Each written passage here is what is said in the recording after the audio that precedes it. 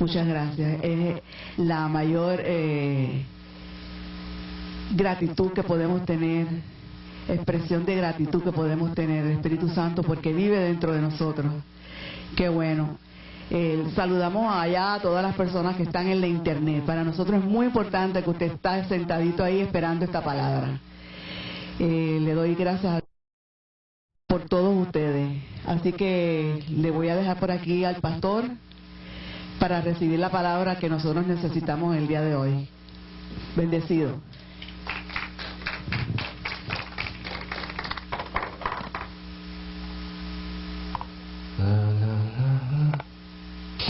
Vamos a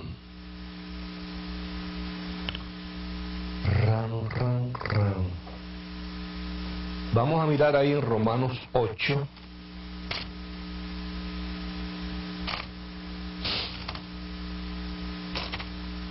Romanos capítulo 8.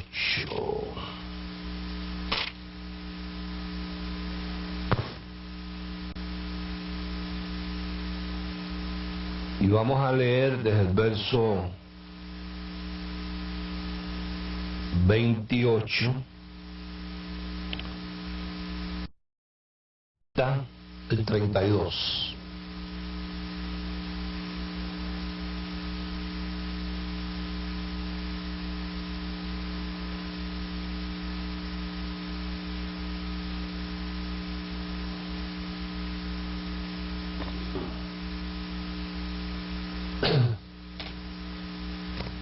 Y hoy no vamos a ir muy atrás porque si no, no nos daría tiempo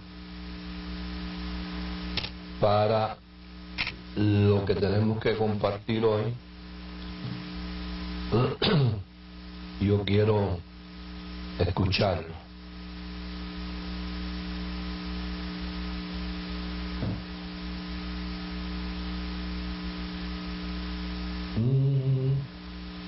Entonces las personas que están por primera vez hoy tendrán que buscar ayuda en el internet por largo.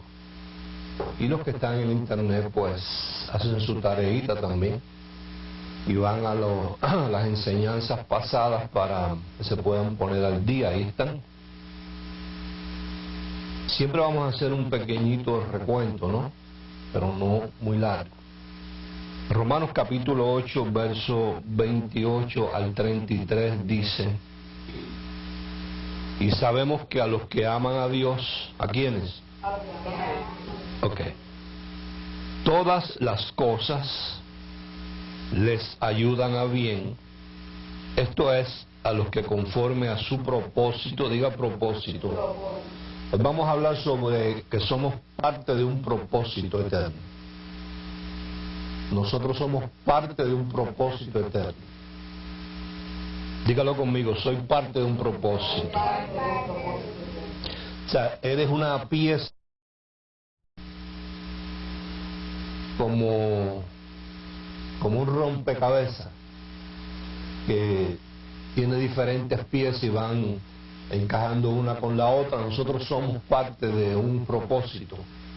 Si quiere uno ilustrarlo para entenderlo mejor, rompecabezas, te sirve, pues somos parte de un rompecabezas. Si molesta un poco tu religión, pues parte de un propósito, como mejor te caiga. Entonces sabemos que a los que aman a Dios todas las cosas les ayudan a bien. ¿Cuántas cosas? Esto es, a los que conforme a su propósito son llamados, porque a los que antes conoció también los predestinó para que fuesen hechos conformes a la imagen de su Hijo, para que Él sea el primogénito entre muchos. Y a los que predestinó, o sea, predestinó quiere decir les preparó un destino. A estos también llamó, y a los que llamó, a estos también justificó, y a los que justificó, a estos también glorificó. El apóstol Pablo entonces tiene una expresión como de asombro diciendo: ¿qué pues diremos a esto? Si Dios por nosotros haciendo todas estas cosas, ¿quién contra nosotros? 32 dice: y el que no escatimó ni aún ni a su propio Hijo, sino que lo entregó por todos nosotros, ¿cómo no nos dará también con Él, cuántas cosas? Todas las cosas. Apocalipsis capítulo 5.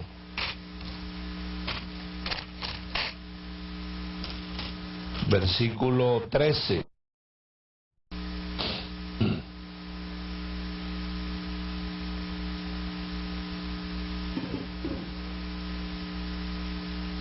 Insístete en esto.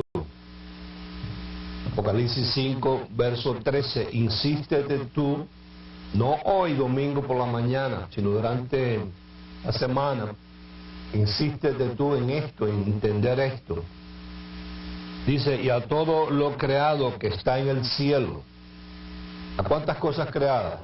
Todo lo creado. Que está en el cielo y sobre la tierra y debajo de la tierra y en el mar. Y a todas las cosas que en ellos hay. ¿Qué pasó? Oí decir, quiere decir que aunque no sea difícil de asumir, de entender, no de aceptar. O sea, en esta mañana y acepta, pero es muy diferente aceptar a lograr entender. Si uno no entiende, no puede hacer. Voy otra vez. Lo que uno no entiende, no puede hacer. Entonces, primero hay que entender las cosas para poderlas hacer.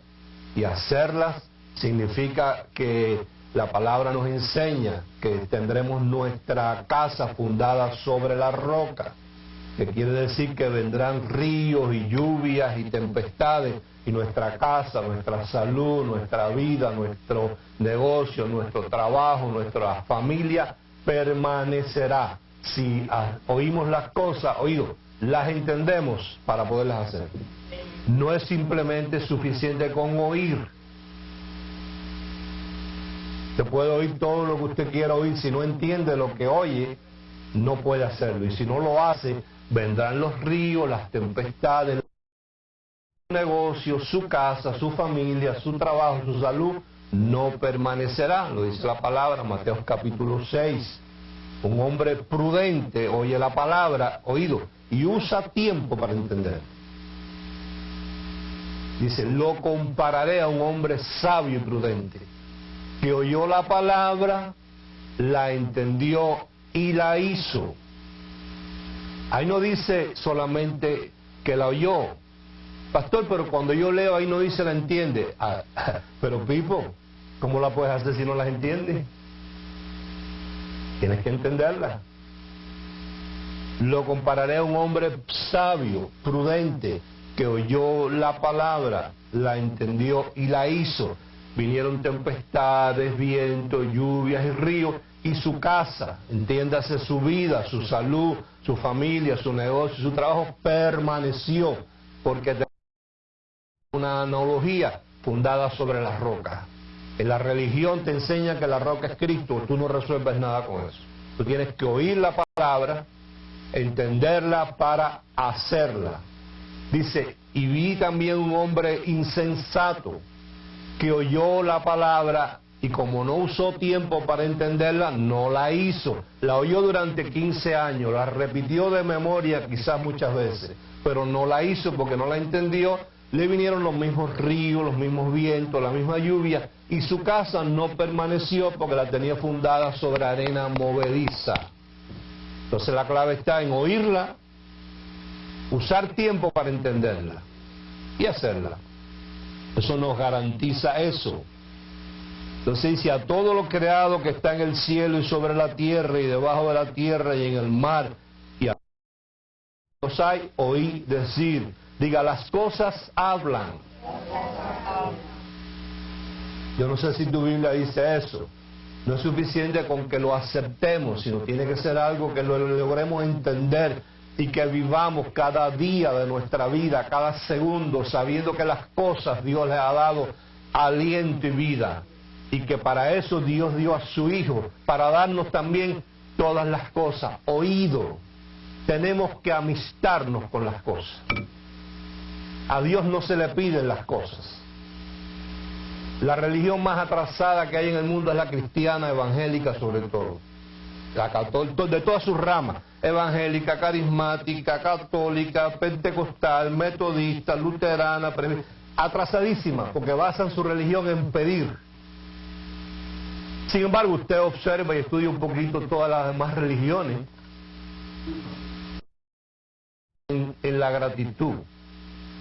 Quizás no le hablen al ser, al eterno, como le hablamos tú y yo le decimos Dios. Quizás ellos le dicen la creación, quizás le dicen el universo, quizás le dicen hasta la naturaleza, pero todas ellas tienen una sola cosa en común, que nunca van en contra ni del universo, ni de la naturaleza, ni de la creación.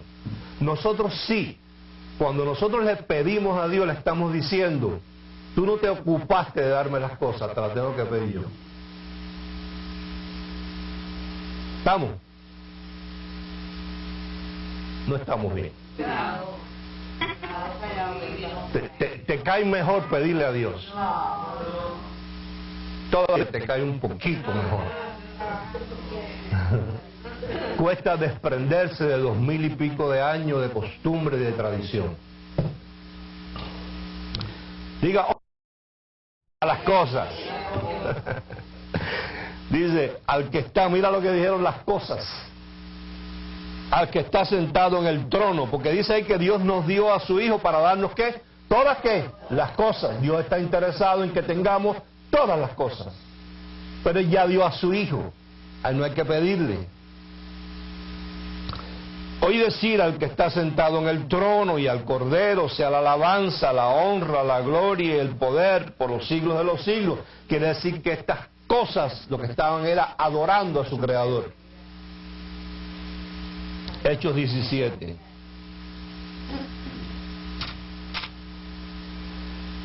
Hay que aprender a vivir con esta conciencia cada momento de nuestra vida.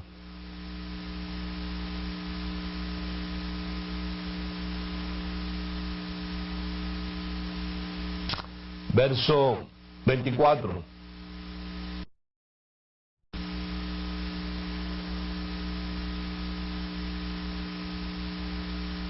Dice, el Dios que hizo el mundo y todas las cosas,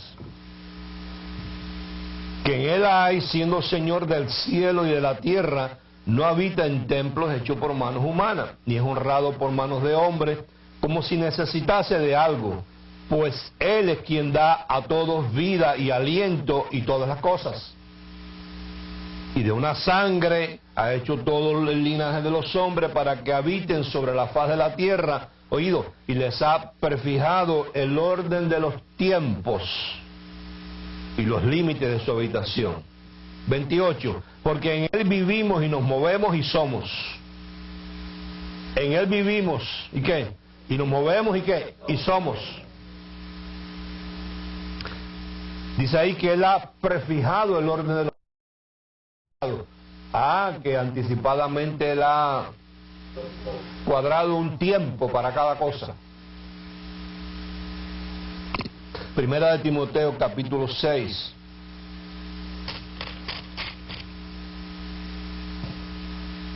Verso 13.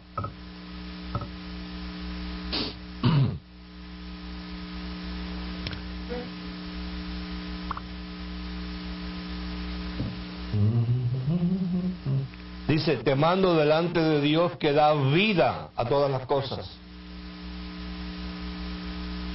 Hay que amistarse con las cosas.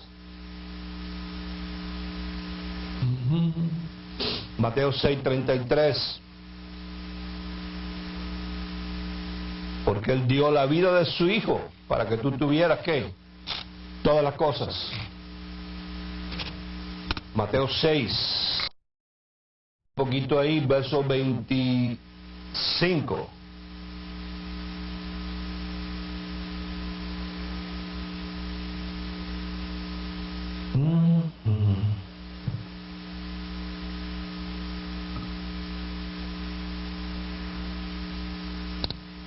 Mateo 6, verso 25. Por tanto os digo, no os afanéis.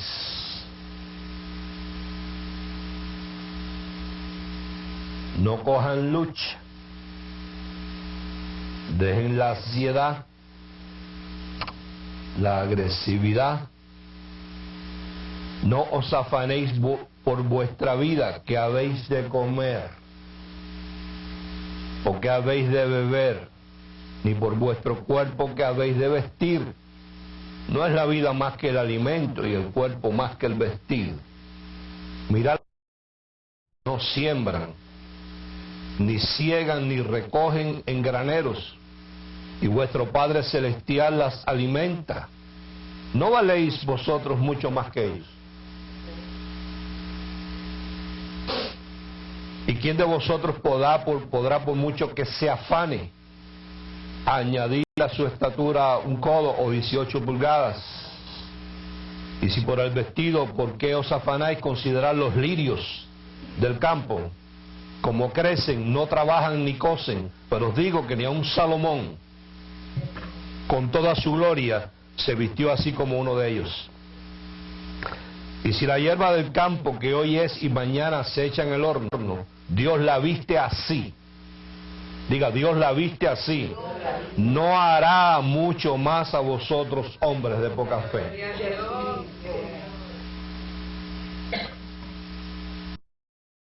Os afanéis pues diciendo, ¿qué comeremos? ¿O qué beberemos? ¿O qué vestiremos? Y observa cómo está conjugado ese verbo. ¿Cómo está conjugado? Futuro. Futuro. ¿Qué comeré mañana? Y todavía no ha almorzado la gente hoy. O están almorzando y dicen, ¿qué comeré mañana? Quiere decir que el Dios que te dio el almuerzo no te da la comida de mañana. Porque los gentiles, o sea, los que no tienen a Dios en sus negocios, buscan todas estas cosas. ¿Cuáles cosas? La ropa, el dinero para comprar la ropa, la comida, el vestido, la casa, lo que van a tomar, la gasolina, el carro. Ellos buscan todo, los que no conocen a Dios. ¿Qué buscan ellos? Cosas. Porque los gentiles buscan todas estas cosas, pero vuestro Padre Celestial sabe, diga, Él sabe que tenéis necesidad de todas estas cosas. ¿Qué sabe Él? Él sabe. Él sabe, tú no tienes que decirle lo que Él sabe. Porque decirle a Él lo que Él ya sabe es tratarlo de olvidadizo. Se te olvidó. No tuviste cuenta. Te cansaste, te quedaste dormido como mucha gente que va a la iglesia a dormir. ¿Tú crees que esa gente puede entender finalmente lo que se habla? No. Pero mira el verso 33, que es lo que la gente no acaba de entender. O acomodarlo a su conveniencia, este 33. Mas buscar primeramente el reino de Dios y su justicia, y todas estas cosas que os serán añadidas, porque ya están preparadas. En ese punto estamos. Diga tiempo, lugar, personas, cosas. Efesios 3.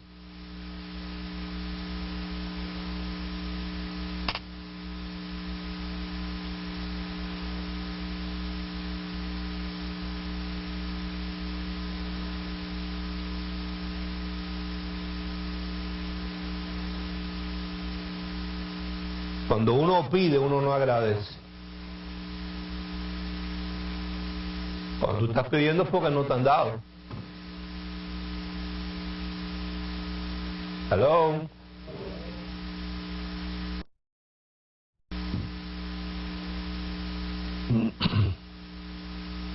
Efesios capítulo 3, vamos a leer verso 1 en adelante. Dice, por esta causa, yo, Pablo, prisionero de Cristo Jesús por vosotros los gentiles, si es que habéis oído de la administración de la gracia de Dios que me fue dada para con vosotros, que por revelación me fue declarado el misterio, como antes lo he escrito brevemente, leyendo lo cual podéis entender cuál sea mi conocimiento en el misterio de Cristo, misterio que en otras generaciones no se dio a conocer a los hijos de los hombres, como ahora es revelado a los santos apóstoles y profetas por el Espíritu, que los gentiles son coherederos y miembros del mismo cuerpo, y copartícipes de la promesa en Cristo Jesús por medio del Evangelio, del cual yo fui hecho ministro por el don de la gracia de Dios que me ha sido dado según la operación de su poder.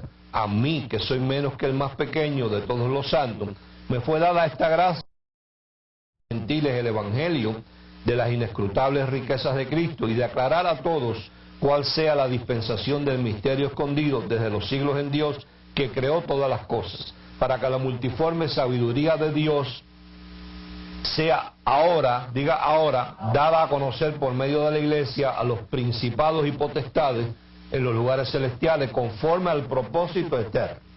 Diga propósito eterno. Que hizo en Cristo Jesús nuestro Señor, en quien tenemos seguridad y acceso con confianza por medio de la fe en Él. Efesios 1, leo del 3 en adelante rapidito. Bendito sea el Dios y Padre de nuestro Señor Jesucristo, que nos bendijo, o sea, nos calificó para prosperar y que no nos fuera negado nada de lo que hay debajo del cielo, siempre y cuando funcionáramos conforme a los principios de la palabra bendecido.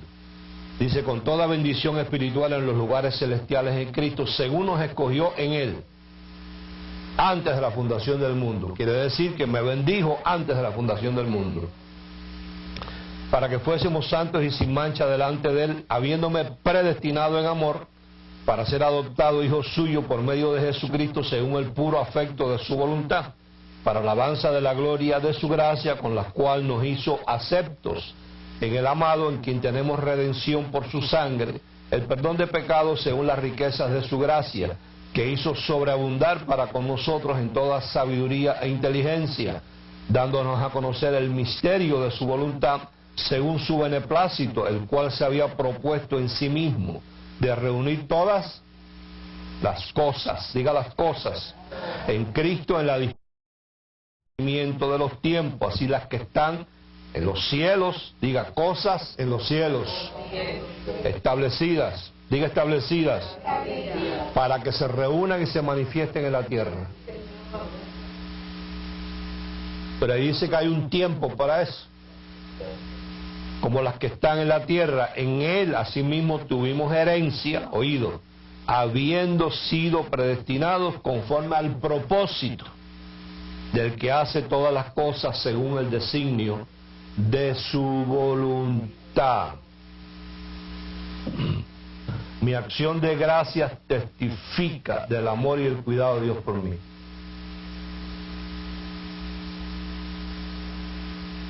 La semana pasada estuvimos hablando de este tema y estuvimos usando una vez más el caso de David. Estuvimos viendo allí que en el mundo natural o terrenal vemos no necesariamente es lo que es.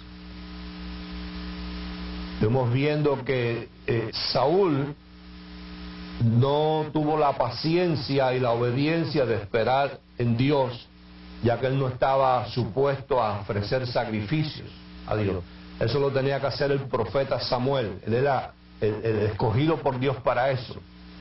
Y se suponía que para ganar las batallas, primero se le ofreciera holocausto a Dios para que el favor de Dios estuviera con el pueblo de Israel. Pero había una situación entre el pueblo de Israel y el ejército de Israel contra los filisteos. Y según Saúl, que era rey, diga el rey, Samuel se tardaba mucho.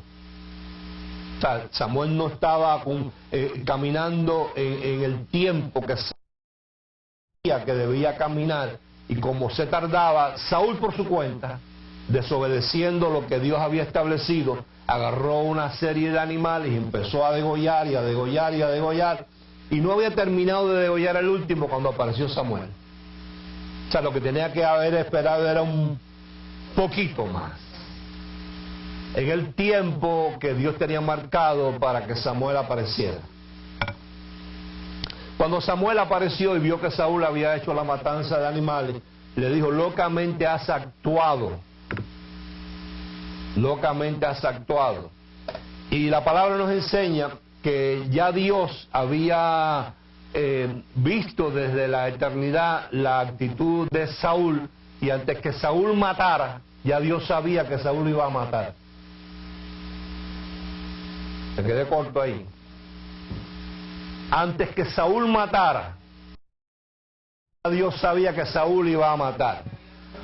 Por lo tanto, Dios le dijo a Samuel, siendo oído en el mundo natural, diga mundo natural, lo que la gente ve y aplaude, Saúl era el rey. Sin embargo, ya Dios habló con Samuel y le dijo: vete a la familia de Isaí y me unges un nuevo rey para Israel, porque yo he desechado a Saúl. La gente lo aplaudía, pero Dios lo había desechado. Entonces allí Isaí tenía varios hijos. Samuel pues midió la contextura física de los hijos de Isaí, y Dios le dijo que no iba a escoger a ninguno de ellos. Entonces Samuel manda y le dice a Isaí: ¿no tienes tú algún otro hijo más? Y mandan a buscar a David, que era el pastor de las ovejas del padre, que lo único que sabía este muchacho era tocar una guitarra grande que le dicen arpa. Mientras cuidaba las ovejas, tocaba la guitarra esa grande, le hablaba a Dios, y las palabras que le hablaba a Dios junto con la música se convertían en salmos. Y no dice la Biblia si él sabía cantar afinado. Pero yo creo que Dios no está mirando mucho la afinación, porque Dios dice: es un tipo conforme a mi corazón. Y entonces David, que había desarrollado su obediencia, el padre le da un mandado de una cosa muy simple. Diga simple. La gente hoy en día lo que busca es lo que pueden ver sus ojos, y no se dan cuenta que detrás de las cosas simples es que Dios tiene las grandezas. Y le deposita la confianza de llevar unos simples quesos, diga cosas, a dos hermanos y a un capitán del ejército en esa guerra, para simplemente el plan de Dios era que David se colocara en el lugar, diga lugar, y en el tiempo, con las personas indicadas, con las cosas indicadas, para que fuera parte de ese rompecabezas del propósito eterno que Dios tenía. Entonces, llegando David al valle de Ela, oye que el gigante Goliat, que ya tú lo conoces bien, ¿verdad?, está diciendo ciertas cosas, y David lo que oye en lo que está diciendo Goliat, y se asombra de cómo un solo hombre tenía asustado, oído, como dice la gente por ahí, al rey Saúl. Entre comillas, ¿verdad? Entonces, como el rey estaba asustado, ¿qué le pasaba a todo el ejército? Estaba todo asustado. ¿Pero qué había pasado? Que ya Dios le había quitado la unción de rey. Dios se la había quitado, aunque el rey en realidad, ¿quién era? Era David. Para lo que vale, que es para Dios. Entonces, David oye la amenaza del Goliat, y David lo que entiende las palabras de Goliat es que está provocando, oído, a los escuadrones del Dios viviente. Y David se echa la bronca a él. Y David se echa la bronca a él, y estuvimos hablando ahí de cómo eso era la parte del proceso, que primero venía la predestinación, después venía lo profetizado, después venía el proceso, aunque todavía no estaba manifestado. Entonces, en 1 Samuel 13 vemos la profecía, en el 15 vemos la desobediencia de Saúl, en el 17 vemos el proceso de cómo David mata al gigante. El segundo libro de Samuel, capítulo 2, es que vemos que el hombre, en el mundo natural, unge a David como rey. Pero ya David estaba ungido como rey hace rato. Entonces a mí me enseña eso y me da mucha tranquilidad, y a ti te la debe dar si tú entiendes esto. Que se cumple entonces lo que dice Pablo en Colosenses 3, mirar las cosas y no las de la tierra. Porque tu vida está escondida con Cristo en Dios arriba. Y cuando decimos vida no se trata de muerte y vida. Tu vida con todas las cosas que te pertenecen a ti. Entonces a mí eso me da tranquilidad y me da reposo. Yo puedo ver lo que puedo ver y decir, esto no es lo que es. Mientras el otro que está también en el mismo grupo religioso puede estar viendo los ojos y siguiendo lo que ven los ojos. Pero volvemos al principio, a la fórmula que nos dice Juan, de que Dios escogió de todos los sucesos, millones de sucesos que habían acontecido, y puso estos. Entonces cuando yo leo uno de estos sucesos, yo tengo que decir, ¿qué me enseña mi pueblo? A mí me enseña eso, de que lo que pueden ver mis ojos naturales no es lo que es. Mateo 12.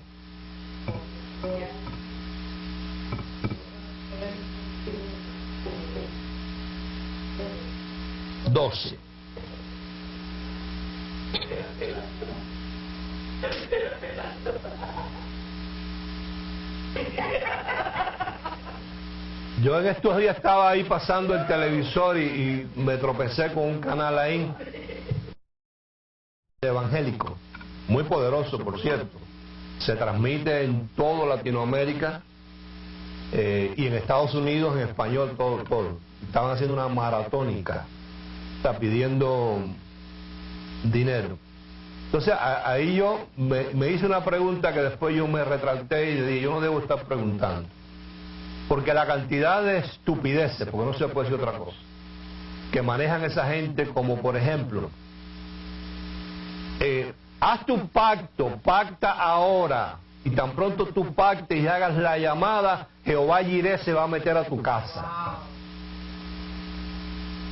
O si no, levántate, ponte sobre tus pies, haz la llamada y pacta con tu ofrenda, porque tan pronto eso pase, todos los demonios de tu casa se van a ir.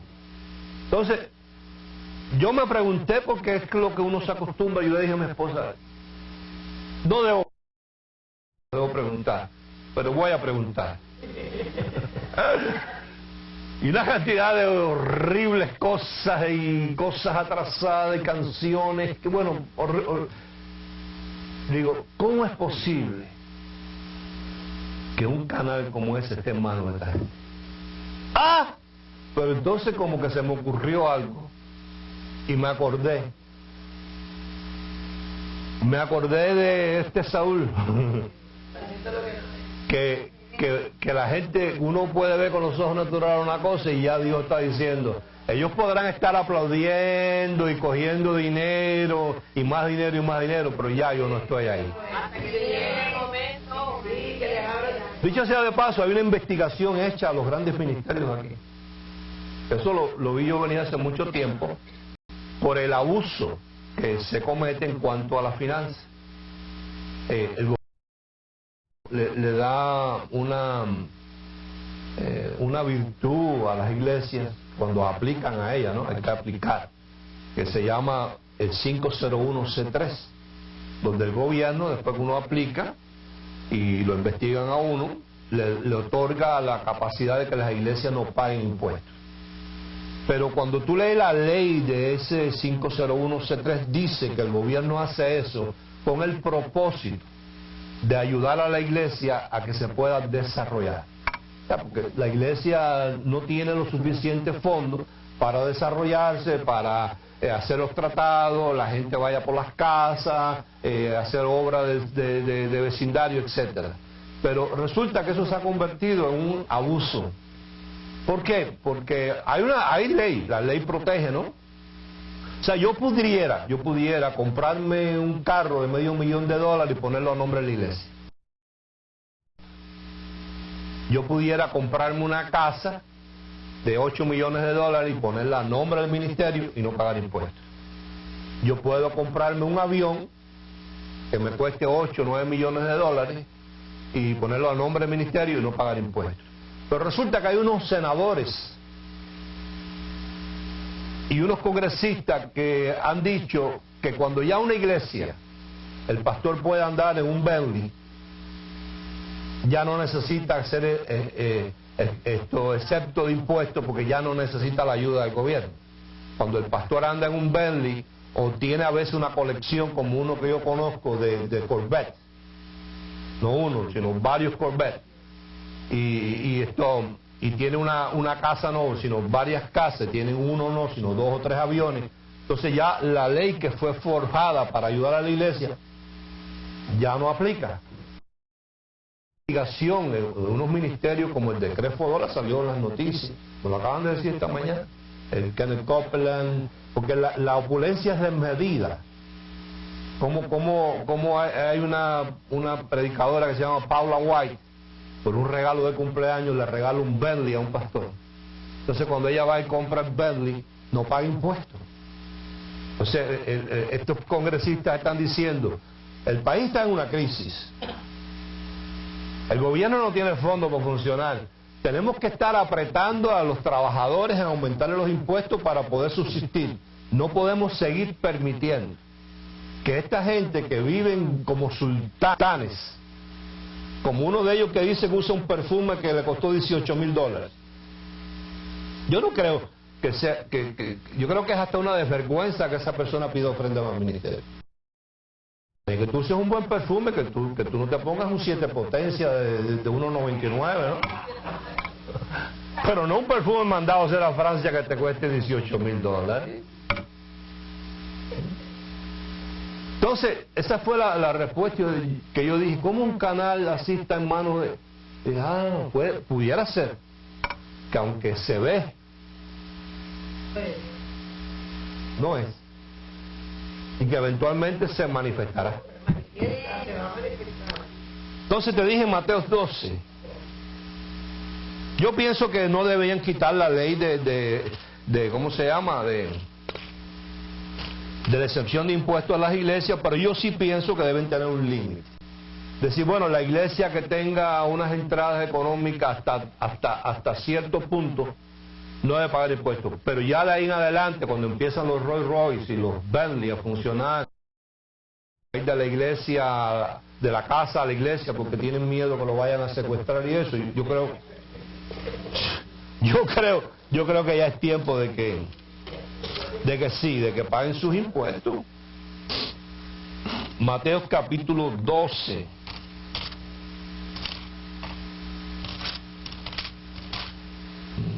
Ok, aquí está, verso 38.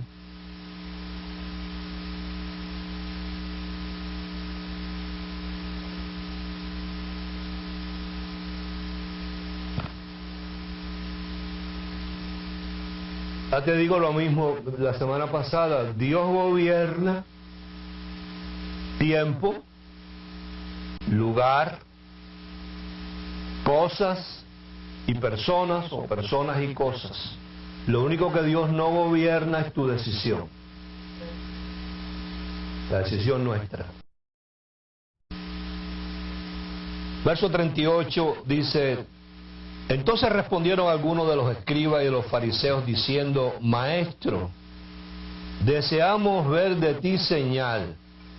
Él respondió y les dijo: la generación mala y adúltera demanda señal, pero señal no le será dada, sino la señal del profeta Jonás. Ahora, prestemos atención a dos cosas aquí.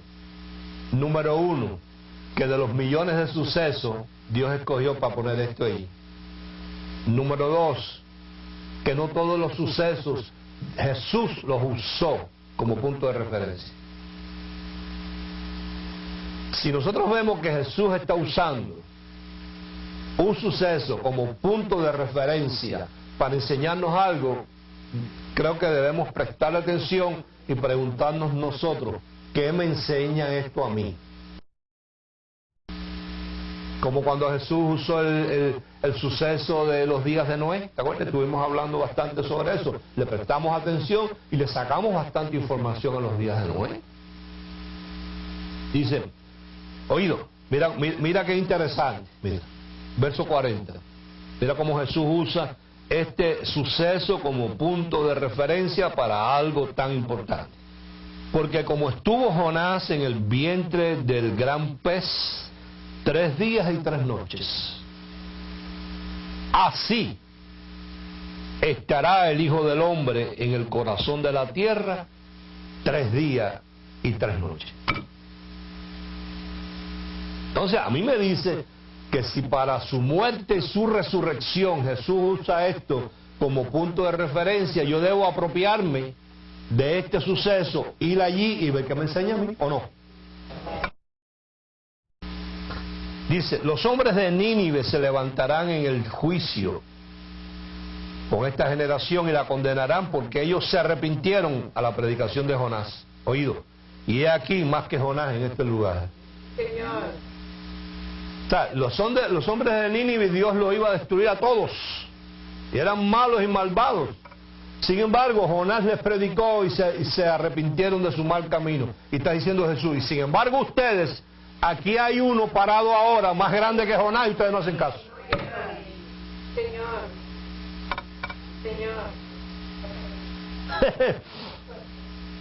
42. La reina del sur, la reina de Saba, se levantará en el juicio con esta generación y la condenará, porque ella vino de los fines de la tierra para oír, y he aquí más que Salomón en este lugar, y te queda lejos el lugar. Ahora se mudaron muy lejos, ir hasta allá, hasta donde yo voy, ir hasta allá. Tengo otras cosas que hacer.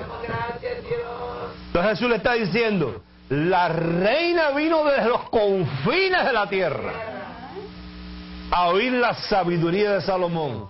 Y aquí hay uno ahora, más grande que Salomón, y ustedes no le prestan atención. Están muy ocupados en sus cosas. Entonces, Jonás capítulo 1. Vamos a ir ahí a ver qué me enseña, ¿quieres? Porque si Jesús lo usó como punto de referencia, yo por lo menos, yo no sé tú, yo por lo menos quiero ver qué me enseña a mí. Por eso estoy aquí, para ver qué me enseña.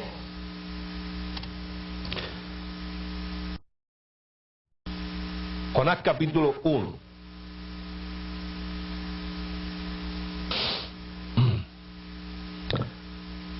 ¿Ya lo encontraste? ¿Lo tienes? Yo espero.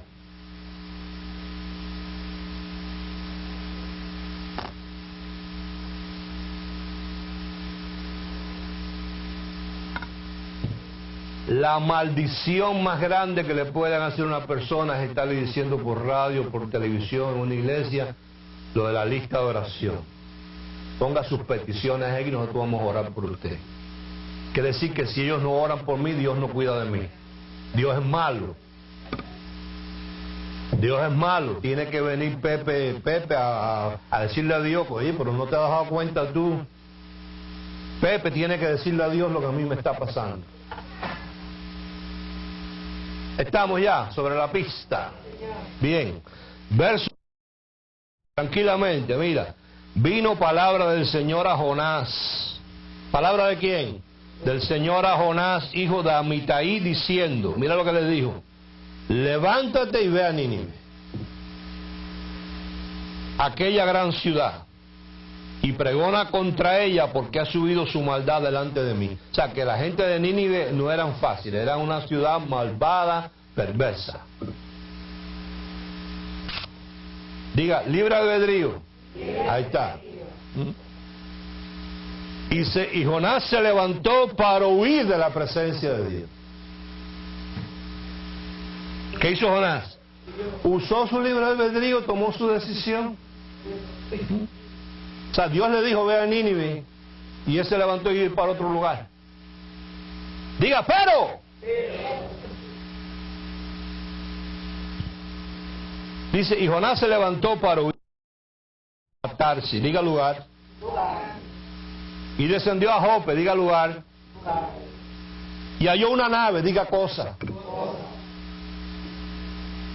Que partía para Tarsis, diga lugar. Y pagando su pasaje entró ella para irse con ellos, diga personas. lejos de la presencia del Señor.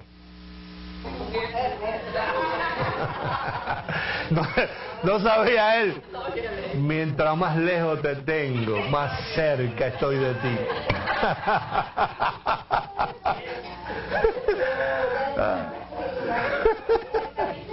Él no sabe que estaba corriendo hacia su presencia. Porque mira, verso 4. Pero el Señor, o sea, Dios le dijo, ve a Nínive, y dijo, no voy para Tarsis, cuando está esperando ahí en Tarsis. Porque Dios, antes que Jonás fuera para Tarsis, ya Dios sabía que Jonás iba a ir para Tarsis. Pero el Señor hizo levantar un gran viento, diga, cosas en el mar. El mar es cosa, viento es cosa, naturaleza. ¿Quién es el dueño del mar y de los vientos? Dios. Y hubo en el mar una tempestad tan grande que se pensó que se partía la nave. ¿Quién hizo la tempestad? Dios. Entonces, a veces a ti te viene tempestad. Entonces te dicen, ve para que vayas allá, para que aquel Pepe ore por ti, porque son los demonios. No es demonio, es Dios. Que te quiere en Nínive y tú andas por Tarsis. Y los marineros, diga personas, tuvieron miedo y cada uno clamaba ¿a quién? A su Dios, letra minúscula. Y echaron al mar los enseres que había en la nave para descargarla de ellos, pero el Señor, pero Jonás había bajado al interior de la nave y se había echado a dormir. Diga, se escondió. Y el patrón de la nave se le acercó y le dijo, ¿qué tienes, dormilón? Levántate. Ahora observa la expresión del jefe del capitán del barco. Y clama a tu Dios, en mayúscula. Quizás Él tenga compasión de nosotros y no pereceremos. Y dijeron cada uno a su compañero, venid para que sepamos por causa de quién nos ha venido este mal. Y echaron suerte. Tiraron los dados. ¿Y quién estaba metido en los dados? Dime. ¿Quién tenía los dados cargados?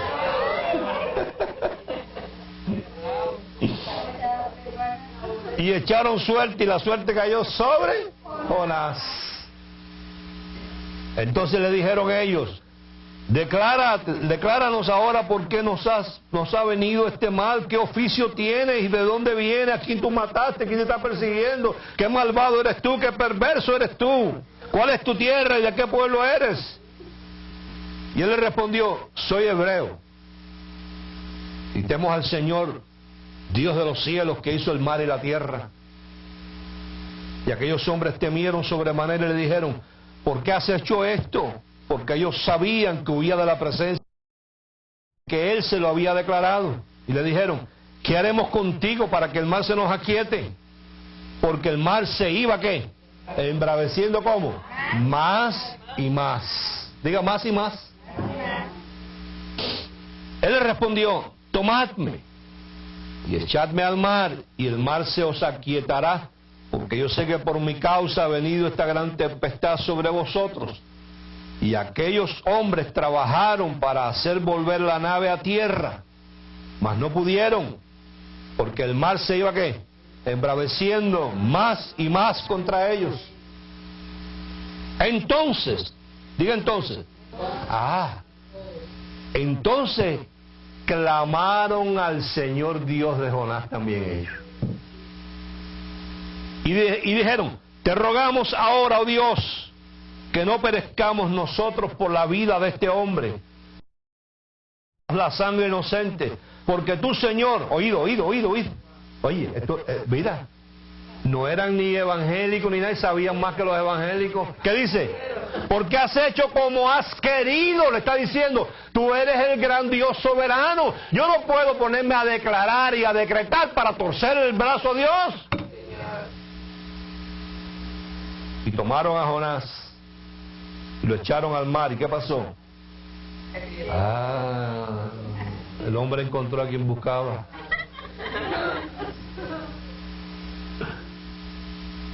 ¿Qué hizo el mar? El que controla el mar, los vientos. ¿Por qué los puede controlar? Porque fue el que los creó. Él es el dueño. Y le dio aliento y vida al mar.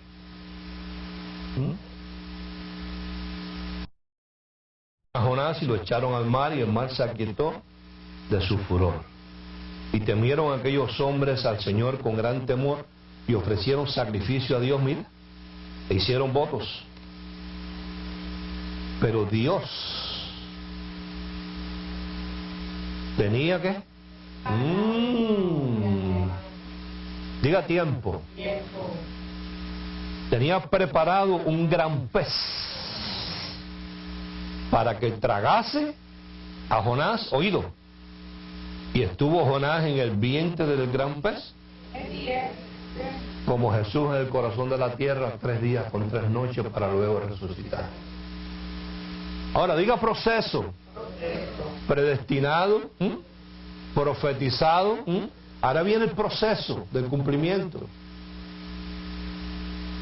Como así David tuvo el proceso de enfrentarse a Goliat, ahora iba a estar Jonás 3 días con 3 noches, no muy cómodo, por cierto, en el vientre del gran pez. Que la ventrecha de los pescados es una peste. Pero diga, fue necesario. Entonces oró Jonás a Dios, su Dios, desde el vientre del gran pez. Diga conmigo, ¿hay lugares más cómodos para orar?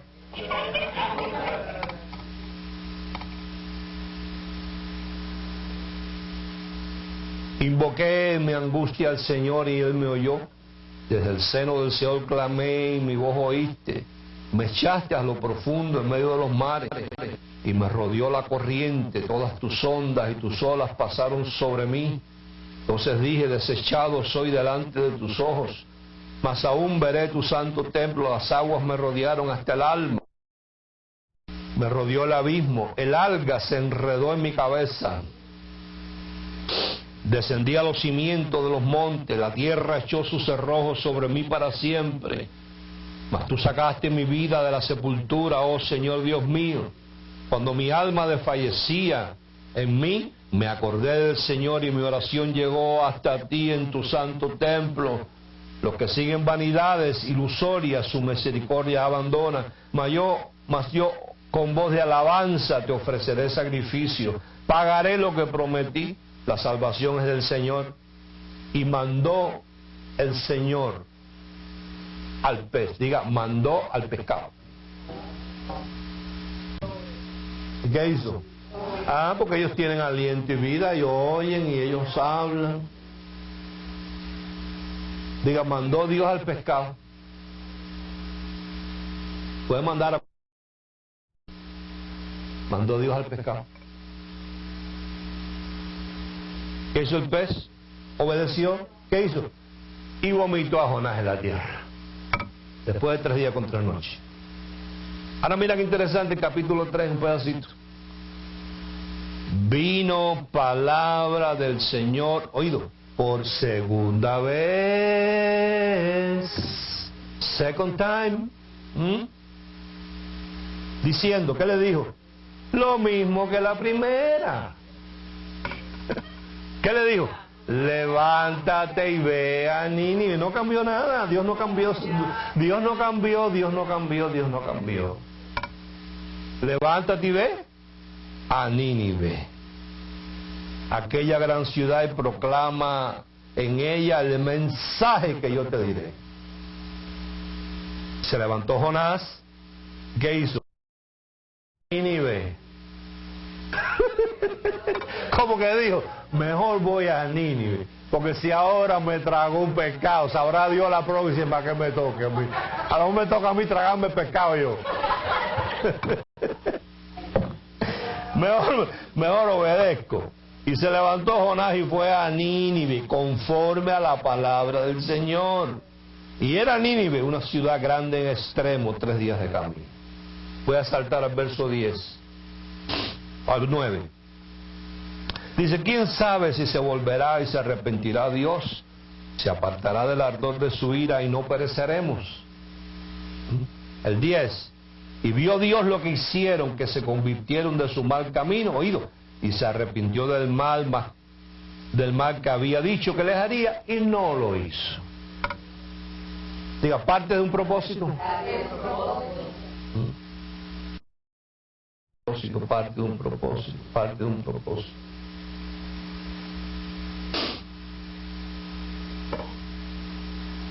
Mateo 12.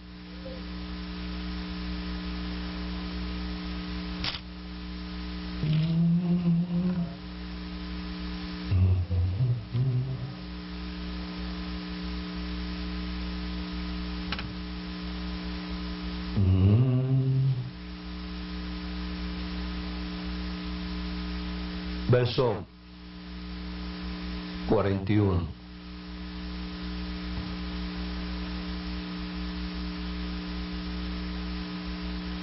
¿Qué te enseñó eso? ¿Te enseñó algo? Bueno, si no te enseñó y tú quieres, haces tu tarea por allá, a ver si te enseña algo. A mí me enseñó. A mí me enseñó que ya Dios tenía preparado y predestinado el perdón para el niño. Él tenía gobernado ahí el barco, los marineros, tenía gobernado el pez con una orden dada, tenía gobernado el mar, tenía gobernado los vientos. Lo que faltaba era la decisión de Jonás, a lo que Dios le estaba diciendo que hiciera. Entonces, a mí me enseña que yo debo aplicar la enseñanza a mi vida, que ya Dios tiene gobernado a las cosas, las personas, el tiempo y el lugar. Diga las cosas, diga todas las cosas, que yo no tengo que orarle a Dios a pedirle las cosas, porque Él sabe todo lo que yo necesito, que mi actitud debe ser buscar dirección del Espíritu Santo, que a ese sí le puedo pedir ayuda para que Él me dirija y yo pueda fluir, para yo estar en el tiempo, en el lugar, en las personas, para que las cosas que ya Dios me dio, según dio la vida de su Hijo. Eso es todo. Pero, verso 41 dice, los hombres de Nínive se levantarán en el juicio con esta generación y la condenarán, porque ellos se arrepintieron a la predicación de ¿quién? De Jonás. Y aquí, más que Jonás en este lugar. Y no hacen caso. La reina del sur se levantará en el juicio con esta generación y la condenará, porque ella vino de los fines de la tierra. ¿De dónde vino? De Homestead, de Hialeah, para oír la sabiduría de Salomón. Y aquí, más que Salomón en este lugar. Mi sugerencia no es ni un consejo, es que prestes prioridad a la palabra y todas las cosas te van a caer en su lugar. Bien, vamos a declarar la palabra por esta finanza.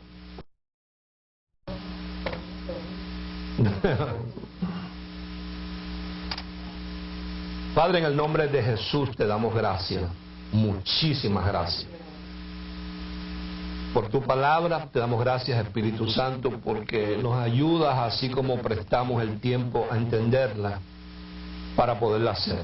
Declaramos sobre todas las cosas paz sobre las personas, tranquilidad y reposo, que este mensaje lleva como propósito producir paz, producir calma, producir reposo, producir tranquilidad, que produce que podemos estar seguros, podemos estar confiados, porque hubo uno que, amándonos sobre todas las cosas, nos predestinó en amor y de tener cuidado de mí desde antes de la fundación del mundo. Ayúdanos, Espíritu Santo, a no nadar contra la corriente de Dios, a no batallar contra su palabra, a no querer ser más sabios que Dios. Ayúdanos a someternos a su palabra y a su voluntad, y poner prioridades en nuestros asuntos, sobre todo en tus cosas, para que todas aquellas cosas que pertenecen a la vida de la piedad se nos manifiesten. Declaro sobre esta finanza y digo que así como el principio de la masa es santa, el resto de la masa también lo es. En el nombre de Jesús. Amén. Hay una cosita ahí, una cosita. Hay una